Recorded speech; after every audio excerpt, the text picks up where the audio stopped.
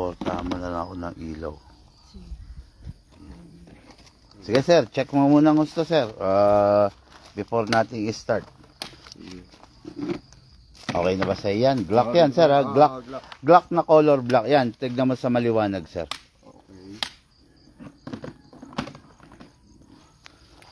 May lock to. Ito yung Okay mga airsoft no? Napili ng ating ka-airsoft Glock na black. Okay, so ligpit lang natin yung iba. So bali yung Glock lang na budget meal ang nakuha niya. Nandito tayo sa San Miguel, Bulacan. No, after nito mga airsoft, bali pupunta tayo ng Baliwag, Bulacan and Malolos, Bulacan. Okay, so hindi naman out of way. So dire-diretso rin ang biyahe natin. Ngayon demo yung test fire natin yung unit natin ka-airsoft. Okay, lagay mo lahat yung gamit dito sa ibabaw. Yan. Pinapili natin siya. Yan, dami na rin namin dala. Okay, so may high-end, may mid-class, mayroong budget meal. Dun napunta si sir sa Glock na budget meal. Okay, so demo yung test fire natin in just a while. Sine-check lang muna niya. Ayun si sir. Ayun, nakita niya. Ayun na. Check niya.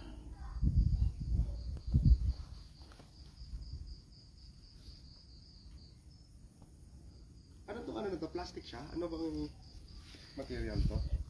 Hard polymer sir. Lahat po sir ng Glock hard polymer.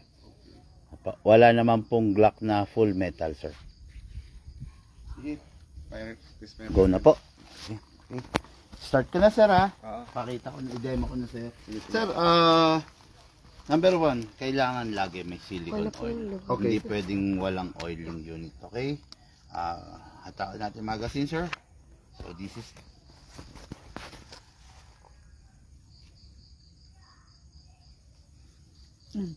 hindi ito yung magazine niya. Kunin mo yung magazine ng John Wick na lang. Hindi ito.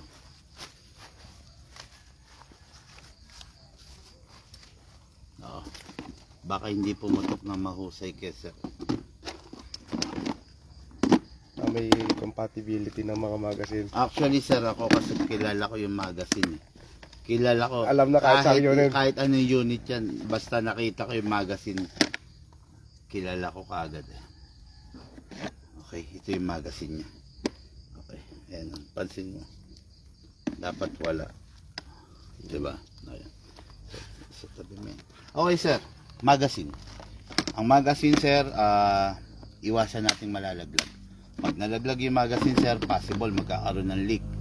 Pero minor issue lang yun. Pag nagka-leak, tawag ka agad sa amin sir. Okay. Number 1, kailangan lagyan ng silicone oil yung output valve. Press the valve, pindutin mo. Okay. Then spray. Okay. Then dito rin sa ilalim. Okay. Okay. Mga airsoft no, itong unit na to, hindi siya upgraded pero ang semi-upgraded to. Ang naka-upgrade dito, fine tuning and trigger job lang. Hindi siya naka-fix, hindi naka-enhance. So ayun no.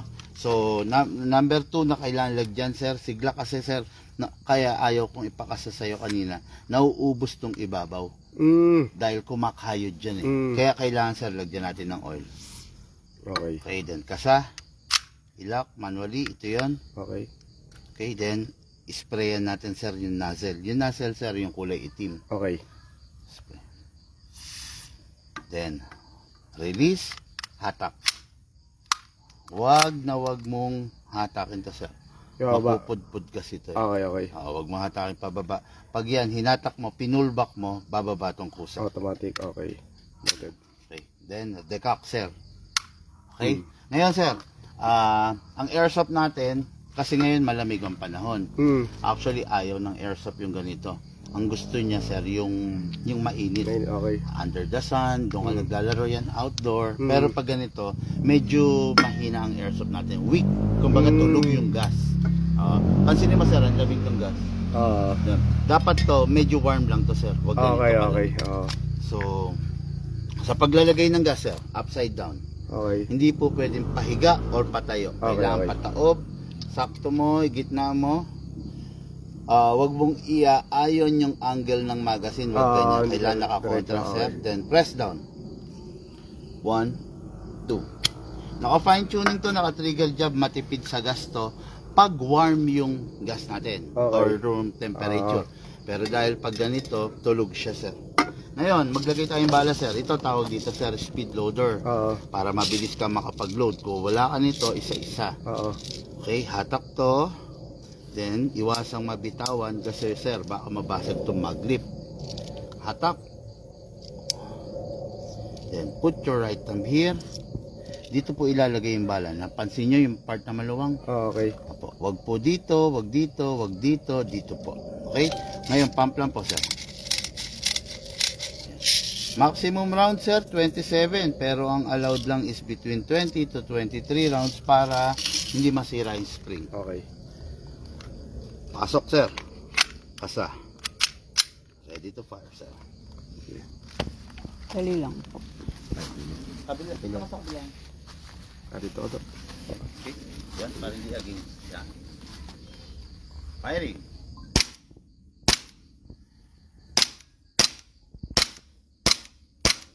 Okay. Sige po. Ubus natin.